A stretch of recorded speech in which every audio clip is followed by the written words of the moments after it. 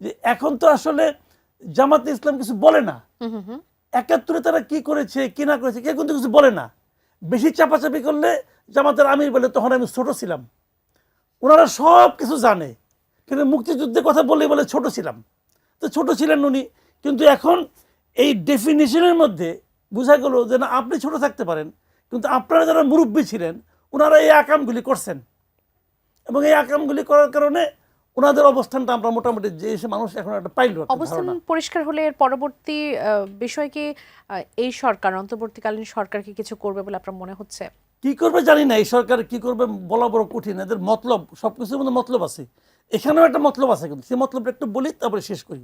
মতলবটা হলো মুক্তিযুদ্ধ এটাকে সংজ্ঞায়িত করতে, যে ওনারা একটা কথা বলেছেন, আমাকে এই সংজ্ঞাটা একটু পড়তে সুযোগ দেন, তাহলে আমি একটু পড়ি। মুক্তিযুদ্ধ অর্থ কি এর ব্যাখ্যা ওনারা দিয়েছেন।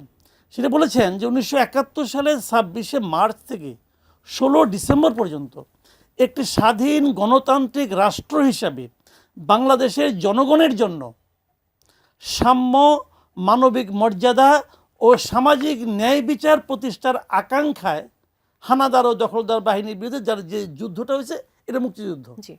তো জনগণের আকাঙ্ক্ষাটা কি ছিল?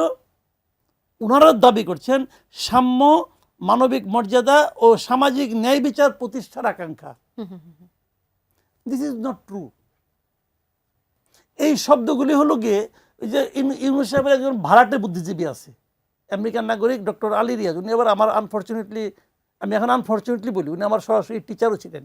আচ্ছা, তো এই ভদ্রলোক উনি যে সংবিধান সংশোধন করতেছেন ওইখানে এই কথাগুলি বলেছেন, সংবিধানে সাম্য, সামাজিক মর্যাদা ও সামাজিক ন্যায় বিচার। সেটা তো ৭২-এর সংবিধানের মূলনীতি। কে বললো আপনাকে ৭২ সংবিধান মূলনীতি এটা হবে কেন?